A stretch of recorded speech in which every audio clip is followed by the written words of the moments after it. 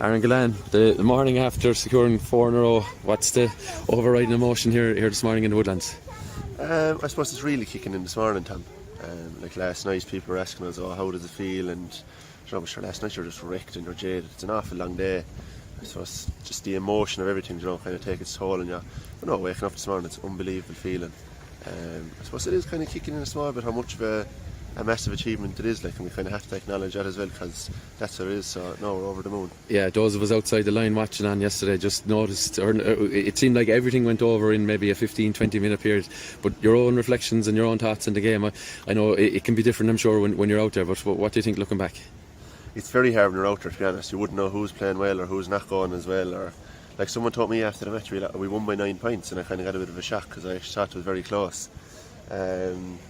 No, but I suppose like the lads even coming on, like Cathal O'Neill again, he came on and got 2 super points, I think, and he's been doing it all year. Even the likes of Graham, the impact he had, like coming in, just tackling like mad, breaking up ball for other people. I suppose, look, we wouldn't be too happy with the first half. Paul got his hands on us at half time, and I suppose he really showed us what he wanted us to go after in the second half, and I suppose we did, and we came out the right side of it. You mentioned winning by 9 points, but in fairness to Kilkenny, they threw an awful lot at you. Yourself and Hugh Lawler had a tremendous battle throughout. Obviously Kilkenny got their 2 goals, but I suppose you just got that momentum and turned the tide. It was actually after their goal, I think you got maybe 9 of the next 10 points, so it was just a phenomenal effort, and everything seemed to click into gear. So what's so special about that group that you can do that even when the chips are a little bit down? You can see the goal go 4 or 5 points down, that you can do, like, you can turn it on like that. I suppose there's 2 things in all of that, Tom.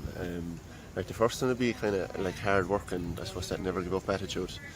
And like that's epitomised by some of the lads, like straight down the spine out the field, like likes of Dan at fullback, William, like just monsters, like, and Keane just taking the ball when no one else wants it, and there's 3 or 4 fellas hanging off him. So just to have players like that on the team, we're absolutely blessed. Like, and look, there's a couple of us, we did have good battles with the Kilkenny players.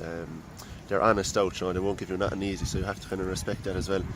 But look, it doesn't matter who's like getting the points in the forwards or who's making the scores in the forwards, as long as it's Limerick that's scoring, so that's the most important thing. Yeah, you're very well documented. You started here, I suppose, lining out on the soccer pitches of West Limerick.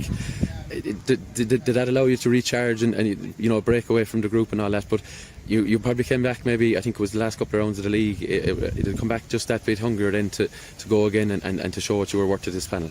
I did, of course, and I suppose I'd be stubborn enough, like I'd be thinking to myself that you kind of have a point to prove, like, so once I'd set myself a target, I'd kind of go after it. But no, I'll be back pre-season now with Creeves in the next couple of weeks. Aaron, you mentioned Keane there, obviously a very difficult year last year and a tough one for him this year as well. Like, I know how close you are to him, your own club man, Dermot as well, though. How pleased were you for him to see him show that again, like he did in the semi-final? But really, when the chips were down yesterday, he really came to the fore. It's just unbelievable. Like, he's a born leader, like, really. I trust Keane in my life nearly. I suppose any final that we've ever been involved in, whether it's with Mary I or the club or anything, like, he's always the man that's coming out and top. He's the man for the big days, and he really shows that. And like, as I said there, like, he'd be taking the ball with 4 or 5 fellas hanging off him, and he can just bring someone into play, I suppose, with the click of his fingers. So it's just a testament to Keane and the player he is, and just all the hard work he's put in over the last couple of months. It's got him to where he is today now. A lot of talk of Hurler of the year and all that stuff. I know that probably doesn't bother you, but if it does come down the road to be Dermot, Keane and you, 3 years, some achievement for the club if it happens. Yeah, sure, look, we wouldn't be looking too much into that, We've no say in it really, so there's no point wasting our energy thinking about it, to be honest. Aaron, you said there when you came back in that you maybe felt you had a point to prove. Is it always about finding a point of motivation? Even like for collectively in all you've won, you always need to find maybe a fresh angle to drive yourself on again?